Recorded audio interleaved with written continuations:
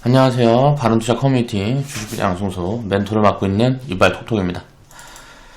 오늘 이제 시황을 좀 보면, 자, 코스피가 일단 3100포인트 까지 이제 움직였고요. 저희 이제 대응 포지션을 보면 이제 주식 비중 74%, 현금 비중 23%, 그리고 인버스 비중 3%.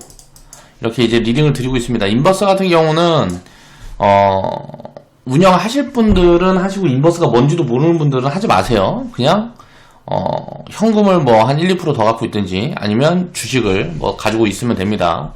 인버스 같은 경우는 나중에 운영에 대한 좀 경험을 확장시켜 드리기 위해서 이제 리딩을 잡아가는 거다라고 생각을 하시면 될 것 같고요. 자, 이렇게 이제 현금 대응을 하고 있는 이유는 이제 회원 방송이고 유튜브 방송이고 이제 반복적으로 계속 설명을 드렸기 때문에, 이 부분에서는 이제 더 설명을 좀 안 드려보고, 나중에 이제 또 기회가 되면 이제 설명을 드려보고, 코스피가 지금 3100포인트에 있는데, 이거는 저는 이제 확실하게 이제 버블 국면으로 들어섰다 라고 이제 보고 있습니다. 그러니까 2022년도 밸류를 지금 반영을 하고 있는 거예요. 그러니까 주식시장은 항상 보면 6개월 정도 선반영을 하는데, 요걸 이제 계산해 봤을 때도 2021년도 밸류라 그러면 지금 2021년도 지금 추정치가 우리나라 기업이익이 125조에서 지금 140조 정도 이렇게 추정이 되고 있는데요. 그러면 지수 포인트가 이제 2500포인트에서 2800포인트 요 정도 선이 이제 올해 이제 추정치라고 보고 있어요. 근데 저는 이제 업사이드 가능성까지 해가지고 2800포인트 정도가 이제 적정 수준이라고 보고 있어요. 그럼 주가는 6개월 선행하면 올해가 마무리되려면 12월이니까 2021년 6월 이후부터는 2022년도 밸류를 반영을 해가는 게 맞겠죠. 근데 이걸 이제 미리 땡겨서 반영을 해놓고 있는 거기 때문에 이제 단기 버블 국면이다 라고 이제 보고 있는 거고요. 2022년도에는 이제 추정치는 아직 나오지 않아요. 다만 올해보다는 2022년도가 뭐 특별한 악재성, 노이즈 요인이 없다 그러면 노이즈 요인이 있을 수도 있습니다. 여기에서 이제 노이즈 요인이 있을 수 있는 있을 요인들은 뭐냐면, 일단 뭐 법인세가 지금 보면 트럼프 대통령 시절에는 법인세가 기존에 31%인가 뭐 그랬어요, 미국이. 근데 이거를 이제 21%까지 줄였다면 31%인가 35%인가 아무튼간 여기에서 이제 35%인가 뭐 여기 사이에 있었던 걸로 기억을 해요, 법인세가. 그래서 이걸 21%로 줄였단 말이에요. 그래서 이제 기업이익들이 굉장히 많이 늘어났어요. 법인세가 줄어든 만큼 거기에 이제 이익 반영이 다 되는 부분들이. 근데 이거는 이거를 이제 바이든 정부가 들어서면 지금 법인세 인상을 또 이제 얘기를 하고 있단 말이에요. 법인세 인상을 지금 이야기를 하고 있어요. 그러면 글로벌리 미국 증시가 굉장히 좀 소외될 수가 있어요. 그리고 반독점, 뭐 요런 노이즈로 인해서 반독점법 해가지고 미국에 있는 지금 팡 기업들 요런 부분들을 지금 계속 언급을 하고 있단 말이에요. 그래서 이게 보면 시장이 지금 미국 증시가 보면은 이제 이 시총이 굉장히 크기 때문에 요런 부분들에서 이제 노이즈 요인이 나오게 되면 시장이 또 한번 흔들릴 수가 있단 말이에요. 이익이 그러니까 2022년도에는 이제 뭐 줄어드는 흐름들이 보일 수가 있고요. 또 금리에 대한 변동이 있습니다. 그러니까 이게 투자가 또 위축이 될 수 있어요. 최근에 보면 물가가 움직이고 있고요. 금리가 움직이고 있는 흐름들이 보이거든요. 미국 채권이 지금 이제 채권이 뭐 이제 1% 올랐다, 뭐 요런 부분들이 막 이제 부각이 되고 있잖아요. 일단 물가도 지금 연준에서 이야기한 것도 앞으로 한 3년 정도는 금리 인상을 안 하겠다 그랬지만, 물가가 특정 수준 이상으로 올라가지 않는다라는 가정이 있었단 말이에요. 이제 물가가 뭐 2% 이상 이제 올라가기 시작하면 금리 인상이 단기적으로 좀 가팔라질 수 있습니다. 글로벌리 돈을 굉장히 많이 풀었기 때문에. 그러면 이거는 이제 부채 축소로 이제 진행이 되겠죠. 그럼 유동성이 죽게 되면 버블이 꺼질 수 있는 거예요. 이럴 가능성들이 2022년이든 2021년 하반기든 어디든 노이즈 요인으로 작용을 할 수가 있단 말이에요. 물론 노이즈 요인이 나와갖고 시장 또 많이 빠져주고 하면 자산 대비, 이제 자산 가격 대비해서 이제 저평가 국면에 있으니까, 그때는 또 기회가 되겠지만, 이런 부분들을 이제 생각을 해놓고, 장기적인 포지션들을 봐야 된단 말이에요. 그럼 지금은 확실하게 과열 국면에 있는 거예요. 여기서 지수가 더 간다 그러면 계속 버블을 확장해가는 그런 포인트라고 보고 이제 대응을 해가는 게 맞다라고 생각을 해서요. 지금 지수가 올라갈 때마다 현금을 조금씩 늘려가면서 그렇게 이제 대응을 하고 있다 라고 생각을 해보시면 될 것 같고요. 2021년도 1월 7일 이제 목요일날 이제 제작을 했던 영상이고요. 어저께가 이제 목요일이죠. 넷게임즈 113% 수익 인증해주신 회원분이 계셔서 게임 섹터에 대한 이야기를 좀 해볼까 합니다. 자, 큰 폭의 업사이드 가능성들이 보여진다. 근데 게임 섹터 전체적인 포지션이 만들어질지는 잘 모르겠어요. 여기에 대해서 이제 카테고리로 봐야 될 건 이제 중국이에요. 중국을 이제 카테고리로 보고 이제 이 부분에 대해서 좀 공부를 해보면 또 좋은 기회를 만들어 나갈 수 있는 가능성들이 좀 보여져서 기존에 우리는 이제 기타 비중이 있는데 이거는 이제 화장품, 미디어, 게임 쪽이었단 말이에요. 자, 화장품 쪽은 이제 밸류 부담이 있어서 이제 여기에서 이제 원료, 기업들만 이제 한두 개 이제 설명을 드리고 나머지 기업들은 밸류 부담이 있어서 보지 말자라고 했었던 거고, 미디어는 이제 엔터, 이제 추천을 좀 드렸고요. 그리고 미디어 섹터 비중을 좀 늘렸다가 지금은 거의 다 이제 줄여버렸죠. 거의 안 갖고 있습니다. 그리고 이제 게임 섹터는 이제 비중을 좀 늘려가려고 보고 있어요. 그러니까 게임 섹터가 여기에서 턴어라운드라기보다 뭐라 그래야 될까요? 성장이 굉장히 큰 폭으로 확장될 수 있는 가능성들이 보여지거든요. 그 부분에 대한 이제 코멘트들을 오늘 좀 정리를 해볼까 하고요. 중국 시장이 열리고 있다. 이제 한알령이라는 게 이제 진행이 되면서 이게 2017년인가 진행이 됐을 거예요. 그리고 굉장히 오랜 기간 이제 좀 소외된 요쪽 관련된 섹터가 좀 이제 소외된 부분들이 보여졌는데 지금 최근에 보면 이제 판호가 발급이 되고 있습니다. 게임 섹터 판호가 발급이 되고 있어요. 이 발급이 된 기업들을 좀 이제 추적을 해보면 여기에서 좋은 이제 아이디어를 좀 이제 얻을 수 있을 것 같고요. 이런 부분들이 이제 추가적으로 진행이 되게 되면 게임 섹터 전체적인 이제 테마 흐름들이 한번 진행이 될 수 있습니다. 이게 이제 중국 시장이 열리게 되면 규모가 우리나라랑은 비교가 되지 않기 때문에 지금 이제 실적이 나오고 하는 부분들에서 업사이드가 굉장히 크게 진행이 될 수 있는 거예요. 그런데 여기서 게임 섹터 밸류를 해보면 지금 비싸지가 않단 말이에요. 물론 IT 기업들이라든가 가치주 섹터보다 이제 밸류 매력은 떨어져요. 근데 성장 매력이 굉장히 크게 잡히면 그 업사이드 폭이 그걸 메워줄 수가 있기 때문에 IT랑 가치주보다는 비중을 작게 가져가야 되지만 가치주보다는 무조건 비중을 작게 가져가야 됩니다. 하지만 섞어서 좀 이제 운영을 해보게 되면 여기서도 이제 투자 성과를 좀 끌어올릴 수 있는 그런 효율이 만들어지지 않을까라고 생각을 해서 이 부분에 대한 코멘트를 좀 드려본 거고요. 멜로우님이 이제 수익 인증을 해주셨어요. 자, 수익 인증 감사드립니다. 이제 수익 축하드리고요. 넷게임즈 113% 절반 매도. 이제 6일날 그저께 이제 인증을 해주셨고, 평균 아까 보면 이제 7,600원 구간에서 편입을 하셨고, 16,400원 구간에 이제 분할 매도 포지션을 보셨어요. 절반 매도 후에 복리 계좌로 이동을 하셨다고 이제 코멘트를 달아주셨어요. 멜로우님 계좌를 이제 좀 구경을 해볼게요. 2019년도 10월부터 지금까지 한 1년 2개월 정도 됐는데 이제 계좌 수익률이 이제 한 81% 정도 이제 찍혀 있고요. 손익 금액이 이제 1,600만 원 정도 돼 있어요.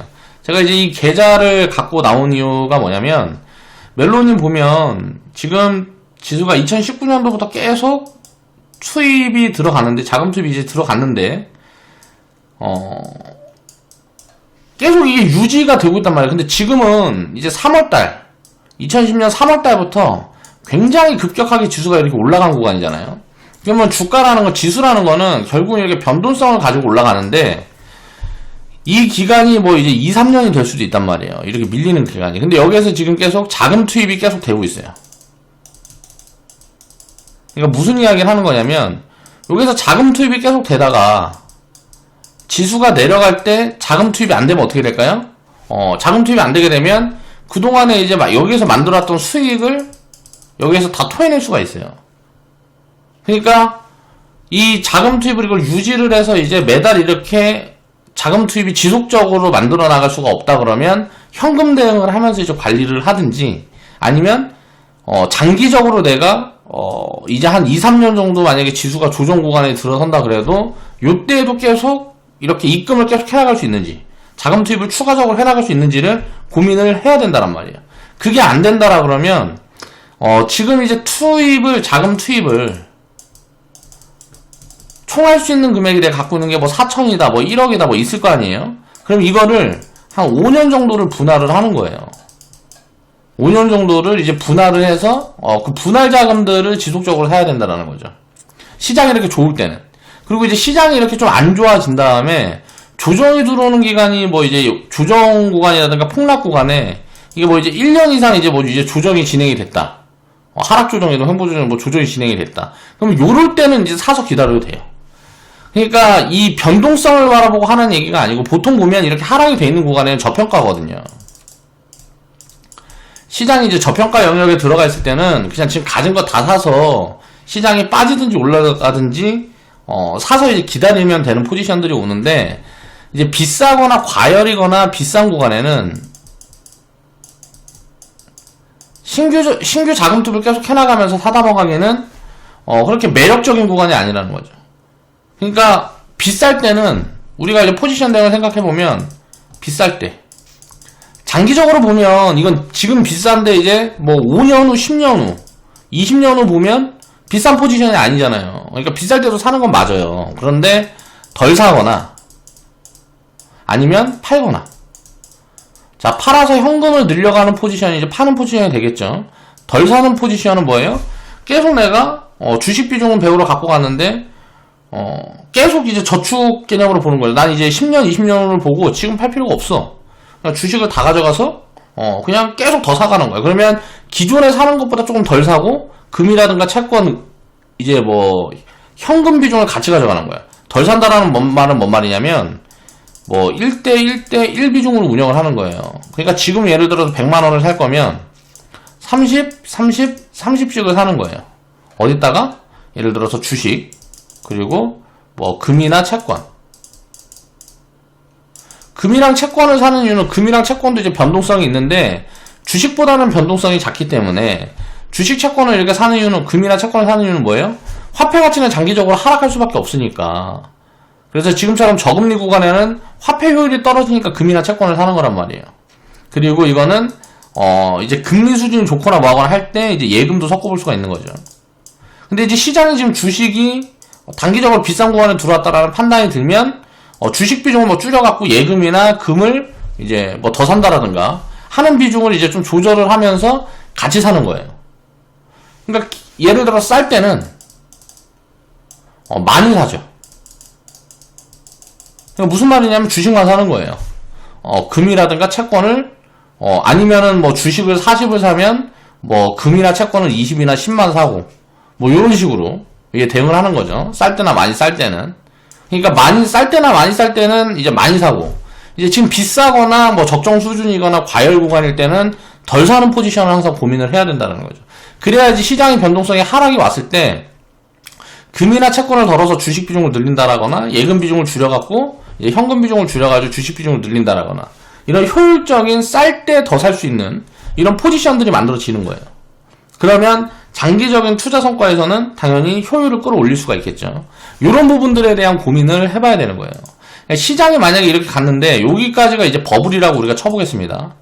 자, 이 정도 국면에 들어서면 이게 만약 시장이 여기까지 빠진다라고 생각을 해볼게요. 시장이 여기서부터 이렇게 올라왔는데 여기까지 빠지는데 요만큼이 이제 버블이다.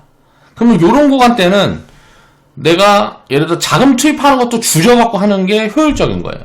그리고 요 밑으로 내려왔을 때 이제 기존에 하던 거, 여기에서 줄여놨던 거를 축소해놨던 거를 여기에서 늘려서 이제 편입을 하는 거죠. 이게 더 사는 포지션이 되는 거예요. 여기에서 올라갈 수도 있고 여기에서 올라갈 수도 있고 여기서 올라갈 수도 있는 거잖아요. 어디서 올라갈지를 모르니까 싼 구간에서는 이제 축소해서 이제 자금 투입을 해나가는 거죠. 늘려서 이제 자금 투입을 해나가는 거죠. 버블 구간에 축소를 해놓게 되면 이제 싼 구간에 늘려서 자금 투입이 추가적으로 될 수가 있기 때문에 이런 부분들을 생각하면서 좀 효율적인 관리를 해야 장기적으로 수익률을 좀 끌어올릴 수 있는 요인들이 된다라는 거고요. 이렇게 올라갈 때는 이제 사다가 추가를 합니다. 자금을 계속 추가하다가 요때는 어때요? 시장이 이렇게 빠지게 되면 빠지는 동안에는 어떻게 되냐면 못 사요. 안 좋은 얘기만 계속 나오거든요, 뉴스에서. 지금은 보면 뉴스 보면 어때요? 무슨 뭐 사상 최고가 3천 돌파했다, 뭐 3천 갈 거다. 그리고 그 뭐야, 유동성이 뭐 역대 최대다, 뭐 이런 뭐 부양책 어쩌고 저쩌고 금리 인상 3년 동안 없다, 막 계속 좋은 얘기만 나오잖아요. 시장이 좋을 때는. 근데 이제 시장이 안 좋을 때는 왜 자금 투입을 신규로 못 하냐면 안 좋은 얘기만 들리거든요. 우리가 이때를 생각을 해보면 돼요. 2018년도부터 2020년도까지 미중 무역 분쟁 해가지고 무슨 뭐 한국 큰일 났다, 뭐 일본이 수출 규제를 해서 한국의 삼성전자 망한다, IT 산업 망한다, 2020년도 코로나로 인해서 이제 다 죽었다, 그런 것만 얘기가 나오니까 이때는 못 사는 거예요. 지금처럼 이제 시장이 좋을 때는 심리적으로 편안해요. 그러니까 추가적으로 사는 것도 심리적으로 편안하단 말이에요. 그냥 뭐 자고 일어나서 보면 오르고 자고 일어나서 보면 오르고 하니까 욕심이 생긴단 말이에요. 이때 이제 욕심이 계속 생긴단 말이에요. 내가 지금 욕심을 내고 있냐, 공포에 잠식이 돼 있냐 라는 걸 생각을 해야 돼요. 항상 시장이 안 좋을 때 어떻게 보면 지나고 보면 이게 다 올라가니까 계속 좋아진단 말이에요. 지나고 보면 좋은 포지션이야. 근데 이때는 이제 공포스러운 거죠. 사기가 불안하니까 새로 사질 못해. 또 계좌도 보면은 계좌 수익률도 계속 떨어지니까 못 사는 거죠. 근데 이제 이럴 때 이제 사나야? 요럴 때 굉장히 조금 덜어놓으면 좋은 포지션들이 나온다는 거예요. 그래서 욕심과 공포를 관리할 줄 알아야 돼요. 그러니까 멜로니 같은 경우는 보면 최근에 이거 자금 유입을 계속 이렇게 하시는 게, 신규로 이제 자금 유입을 하시는 게, 예를 들어서 뭐 연봉이 굉장히 좀 크시고 뭐 이제 자금이 많으신 분이면 상관이 없는데, 이게 만약에 무리한 운영이라 그러면 이게 장기적으로 수익률에 굉장히 좀 크게 도움이 되지 않을 수 있다. 그러니까 중단기적으로 한 2년에서 한 3년 정도 보면 효율적이지 않은 포지션이 될 수 있다는 거예요. 이거를 이제 예를 들어 10년 이상을 보면 지금도 사는 게 맞아요.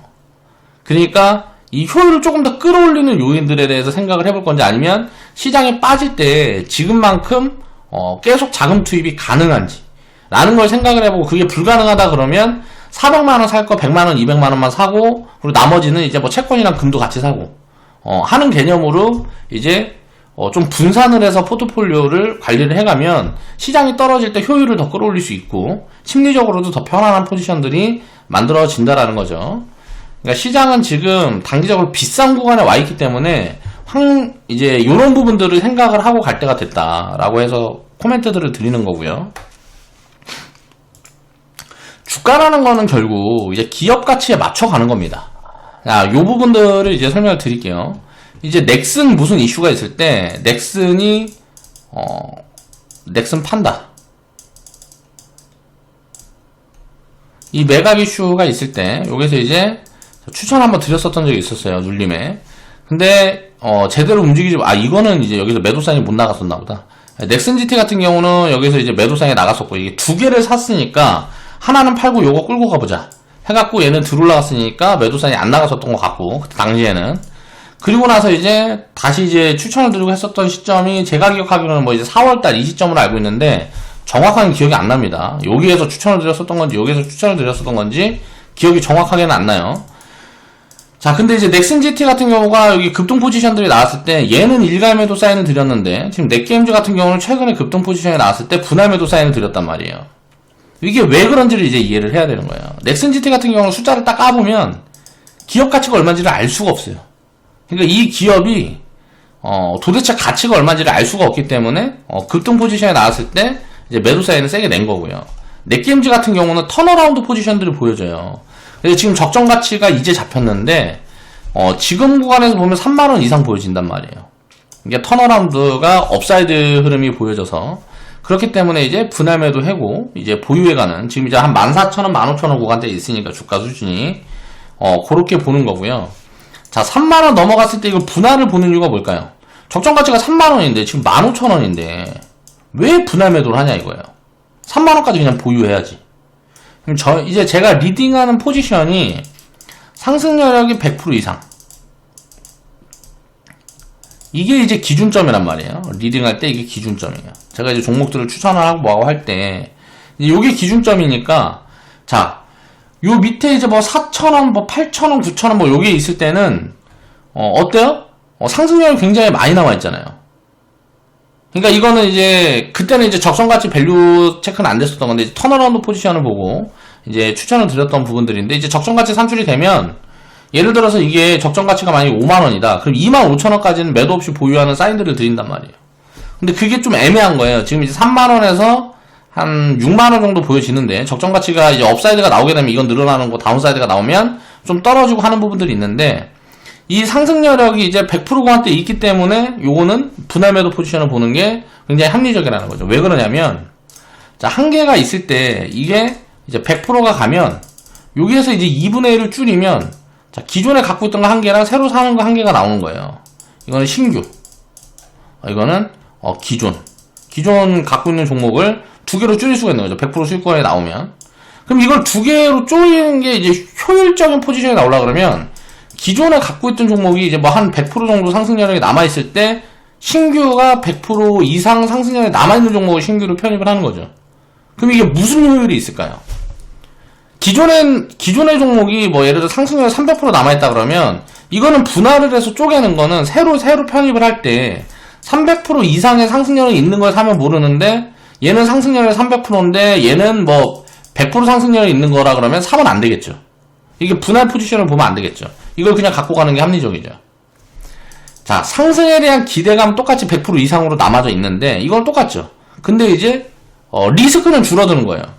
한 개 종목이 망할 확률, 이제 여기서 상패 확률, 그리고 두 개의 종목이 이제 함께 상패 확률을 따져보면 한 개의 종목이 망할 확률이 훨씬 높단 말이에요. 얘는 상대적으로 망할 확률이 낮죠. 기대 수익률은 똑같이 남아있단 말이에요. 이 개념인 거예요. 자, 이게 이제 분산의 개념입니다. 모르겠어요. 이거를 얼마나 이해를 하실지는 모르겠는데, 요런 거를 이해를 하게 되면 자산을 계속 쪼개가고 분산해가는 게 굉장히 효율적인 포지션이라는 걸 이해를 하게 돼요. 그러니까 요런 것들을 이제 생각을 하면서 가치 판단을 기준으로 해서 이제 포지션 대응들을 좀 이제 고민을 해보면 되겠죠. 예를 들어서 근데 이런 게 있겠죠. 지금 예를 들어 100% 상승해 있는데 지금 이제 상승률이 300%가 남아있어. 근데 이제 새로 편입할 종목은 상승률이 100%밖에 안 남아있단 말이에요. 그러면 이건 어떻게 될까요? 20%만 팔아갖고, 가진 거 20%만 팔아갖고 사든지, 아니면 분할 매도를 보는 게 아니죠. 그냥 얘를 끌고 가는 게 맞죠. 얘를 안 사고. 근데 새로 편입할 종목이 또 300% 상승률이 남아있다. 그러면 요걸 2분의 1 쪼개갖고 요것도 같이 사서 두고 하는 게 효율적이겠죠. 그래서 가치 판단을 기준으로 이게 분산의 개념도 가치 판단을 기준으로 해서 입혀져 있어야 되는 거예요. 그거를 이제 이해를 하셔야 됩니다. 그러니까 상승률이 많이 남아있는 종목들은 쪼개갖고 분산을 하는 게 오히려 수익률에서 안 좋을 수 있다는 얘기를 하는 거예요. 그래서 회원분들한테 제가 상승률이 많이 이제 뭐 500% 이상 보여진다, 그냥 뭐 100% 넘어가는데 그냥 보유하라는 종목들 중에 300% 이상 보여진다, 200% 이상 보여진다, 이렇게 하는 종목들은 분할 매도 포지션들을 안 보는 게 더 효율적인 거예요. 그러니까 예를 들어 500% 상승률이 남았는데 이걸 팔아갖고 100% 상승률이 남아있는 건 뭐예요? 이걸 사는 건 뭐예요? 이거는 손해잖아요, 손해. 그쵸? 여기에 대한 이해를 해야 되는 거예요. 그러니까 만약에 리스크 요인까지 생각을 해보면 500% 상승률이 남아있으면 이거 10% 팔하고 10%만 요거 사는 거는 이건 합리적일 수 있어요.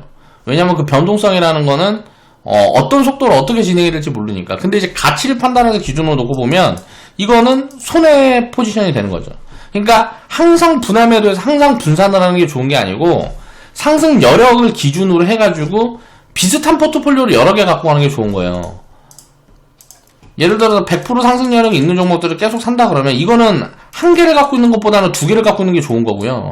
두 개를 갖고 있는 것보다는 5개를 갖고 있는 게 좋은 거예요. 근데 어떤 애가 200% 상승 여력이 있다. 이제 마찬가지의 개념이 들어가는 거죠. 자, 요거를 이제 정확하게 산출할 수가 없기 때문에 가치라는 게 계속 변동이 있으니까 주가 변동성에 따라서 또 무슨 업사이드, 다운사이드 이 폭에 따라서 성장률에도 여러 개의 이제 가치 판단의 개념이 들어가기 때문에 정확하게 산출할 수는 없지만 최대한 통계적인 지표를 가지고 상대적 비교를 해가면서 분산 포지션을 보게 되면 장기적인 수익률을 조금 더 끌어올릴 수가 있다는 거예요. 그래서 회원분들 중에 이제 경험이 어느 정도 된 분들은 제가 이제 상승 여력이 높다라고 정리를 해드리는 종목들은 그냥 끌고 가세요. 그런 걸 계속 훈련을 해봐야 됩니다. 그런 훈련이 돼야 점점점 시간이 지날수록 내 계좌 수익률이 아웃퍼폼이 더 되는 거예요. 다른 계좌들보다 아웃퍼폼 수익률이 더 커져갈 수 있다. 라는 걸 이제 이해를 해야 된다라는 거죠. 주가가 많이 올라가 있으니까 요거 많이 올라가 있는 거 팔고 안 올라가 있는 거 사야지. 이 개념이 아니라 많이 올라가 있어도 여기서 상승력이 얘보다 더 크다 그러면 얘를 그냥 끌고 가는 게 맞다라는 이야기를 하는 거죠. 다만 이제 분산 같은 경우에는 상승력이 비슷하다라고 생각을 했을 때는 한 개보다 두 개, 두 개보다 세 개, 세 개보다 네 개가 더 낫다라는 거예요. 왜? 리스크 요인이 해칭이 되니까. 이제 그런 부분들을 이제 이해를 하셔야 되고요. 자, 턴어라운드 포지션을 이제 추적을 해보자. 자, 지금 넷게임즈가 이제 시총이 이제 한 4,300억 정도 되는데, 한 300억 정도 되는데, 제가 이제 추천을 드렸던 구간을 보면, 대충 한 6,000원에서 8,000원 사이였던 걸로 기억을 해요. 여기 초록색 네모 구간 여기 어디였는데, 자, 요 부분을 이제 보는 거예요. 이런 포지션들을 잡을 때를 보면, 자, 계속 적자예요. 넷게임즈 같은 경우, 이제 넷게임즈는 계속 적자인데, 이 적자의 이유를 일단 먼저 공부를 하는 거예요. 그러니까 신규 게임을 계속 런칭을 했어요. 신규 게임을 계속 런칭을 했는데, 다 실패를 했어요. 흥행작이 없었어요. 넥슨이라는 게임 자체가. 그러니까 던전 앤 파이터라고 기존에 있는 캐시카우를 가지고 있는 그런 게임들 말고, 신규로 런칭하는 게임들이 계속 흥행 실패를 하면서 적자를 찍고 갔던 거예요. 그러다가 이제 턴어라운드 포지션에 나오는데 이 V4가 뭔가 게임이 새로 나왔는데 그게 이제 게임이 흥행을 했습니다. 그리고 이제 넷게임즈에서 이제 게임 개발을 하는 그런 업체다 보니까 넥슨 이제 회사 중에서 그렇다 보니까 여기에서 요런 실적들이 이제 찍기 시작하는 거죠. 이게 이제 턴어라운드 포지션이에요. 19년도 2월달 이 실적은 20년도 3월에 이제 뭐 3월에서 4월에 찍히고 뭐 20년도 이제 3월달 실적은 20년도 뭐 6월에서 7월에 찍히겠죠. 그러면 2020년도 3월부터 7월까지가 딱 턴어라운드 포지션에 나온단 말이에요. 그 구간을 딱 보면 2020년도 여기가 3월이에요. 코로나 폭락 구간이. 그리고 7월달까지 있는 구간이 자 턴어라운드 체크 포지션이라는 거예요. 이때가 시가총액이 이제 1,000억에서 2,500억 정도 됐단 말이에요. 지금 넷게임즈를 이제 밸류에이션 해보면 이 기업 같은 경우는 업사이드 폭 생각을 해보면 1조에서 한 2조 5천억 정도 돼요. 이건 이제 업사이드가 최상으로 나왔을 때를 제가 가정한 수치고요. 지금 이제 한 1조 정도는 좀 안전빵의 이제 밸류 수준이에요. 그러면 지금 이제 15,000원 구간이니까 주가 수준이 1조 구간에 가면 이제 3만원 구간대가 이제 넘어간다. 라고 보면 되겠죠. 그래서 이제 적정 가치가 3만원 알파 정도 볼 수가 있는 거예요. 요런 기업 정도는. 저는 이제 이렇게 산출을 하면 이런 턴어라운드 포지션들이 계속 봐야 되는 거예요. 이런 걸 이제 체크를 하면 굉장히 커집니다. 그러니까 여기에서 이제 5,000원, 6,000원, 뭐 5,000원에서 이제 뭐 8,000원 수준에 있을 때 여기에서 사서 이게 3만원까지 가면 어떻게 돼요? 자, 5,000원에 사 있으면 이게 600%란 말이에요. 500%죠, 상승률이. 그리고 뭐 8만원이면 이제 8,000원에서 3만원까지 가면 48에 32. 대충 한 250%에서 300% 사야 되죠. 수익률이. 자, 이 기준에 근데 이 숫자가 미리 보여지면 모르는데 추정치라는 건 어때요? 지금은 잡히진 않아요. 그러니까 나중에 이게 이제 계산을 해가지고 이런 추정치들이 이제 거기에 뭐 체크가 되고 뭐 하는 부분들이 있다면 그게 추정치보다 더 나오면 업사이드고 이제 덜 나오면 다운사이드인데 그런 추정치들이 합리적인가 그리고 업황이 어떤가 라는 부분들을 우리가 생각을 해보면서 포지션 대응을 하면 요런 턴어라운드 포지션을 이제 잘 잡게 되면 수익률을 굉장히 크게 키울 수가 있다는 거예요. 장기적인 수익률을. 그래서 이런 부분들에 대한 이제 코멘트들을 오늘 좀 정리를 해드린 겁니다. 그러니까 턴어라운드 포지션을 딱 정리를 해보면, 요게 이제 턴어라운드가 지속이 되면, 요런 포지션은 항상 바닥이 돼요. 장기적인 바닥이 돼요. 그러니까 이런 걸 이해를 하면서, 그럼 이제 지금은 밸류가 잡혀있잖아요. 대충 이제 3만원에 플러스 알파. 잡혀있어. 그럼 어떨까요? 이게 조정이 들어오면, 이제 뭐 12,000원이든 만원이든, 뭐 어디까지 조정이 들어올지 모르겠죠. 이 밑으로 조정이 들어올 수도 있겠죠. 시장 폭락이라든가 뭐가 있으면. 그럼 이럴 때는 어때요? 항상 좋은 포지션이 되겠죠. 그럼 지금 따라서 하면 되는 거 아니냐. 3만원 알파면. 물론 그래도 됩니다. 그건 이제 선택의 문제예요. 다만 이제 단기적인 급등 포지션이 있었기 때문에 조정이 확률적으로 놓고 보면 조정 확률이 단기적으로 높냐 상승 확률이 높냐 라는 거는 이제 단기적으로는 이제 우리가 알 수가 없는 거죠. 지금 구간에서는. 바로 이제 뭐 급등 포지션들이 나올 수도 있는 거고, 조정이 줄었다 갈 수도 있는 거고. 그러니까 이런 기업은 지금 자리, 우리는 이제 팔았지만 여기서 사서 조정이 들어오면 추가 매수를 해서 보유를 하면, 예를 들어서 추정치가 잡혔는데 다운사이드가 크게 나오지만 않는다 그러면 먹는 포지션들이 나온다라는 거예요. 가치 판단을 그렇게 해서 이제 전략적으로 여러 가지를 고민을 하고 대응을 해나갈 수가 있어요. 다만 이게 조정 포지션이 1년이 나올지 2년이 나올지 모르는 거죠. 그렇게 얘기를 하면 아무도 안 산단 말이에요. 조정이 한번 들어왔을 때 1년이 나올지 2년이 나올지 3년이 나올지 5년이 나올지 모른다. 그렇게 생각하면 아무도 편입을 안 하는 거예요. 다만 지금 당장 움직일 수도 있는 거고. 그래서 시간이라는 거를 설정을 해놓고 대응을 해나가면 안 되는 거예요. 언제든지 적정가치 수준까지는 올라가는 건데 그게 언제 반영이 될지는 아무도 모르는 거죠. 예를 들어 미중 무역 분쟁이라든가 뭐 이런저런 노이즈 요인이 나와요. 아니면 뭐 이제 중국에서 한알령 했던 부분들이 중국이랑 또 이제 만약에 트러블이 생겨서 뭐 중국 관련된 뭐 이슈가 안 좋은 게 나와서 이제 게임 섹터가 전체적으로 뭐 하락을 한다라든가 아니면 이제 뭐 정책적으로 규제가 나온다라든가 하게 되면 섹터 전체적으로 소외가 되는 흐름들이 만들 수 있잖아요. 투자 센티멘탈이 안 좋아지니까. 그럴 때가 굉장히 좋은 기회라는 거죠. 이렇게 밸류에이션이 잡혀 있는데 악재성 요인으로 주가가 못 가는 경우들이 생기면 그거는 굉장히 좋은 왜곡 포지션들이 되는 거예요. 그래서 투자를 볼 때는 투자를 할 때 좋은 포지션을 생각을 할 때 항상 보면 악재 업황이 잡혀있고 이제 뭐 밸류가 잡혔는데 악재로 주가가 못 움직이거나 빠져. 그러면 이거는 굉장히 좋은 포지션이 되는 거예요. 기업 가치랑 반대의 투자 심리가 잡혀있을 때 이럴 때 항상 왜곡 포지션들이 만들어져요. 요걸 이제 잘 추적을 해보면 투자 기회들을 굉장히 많이 잡아갈 수가 있습니다. 그리고 이제 게임 섹터 같은 경우는 또 이쪽에서 이제 굉장히 버블로 갈 수 있는 가능성들도 있는 거예요.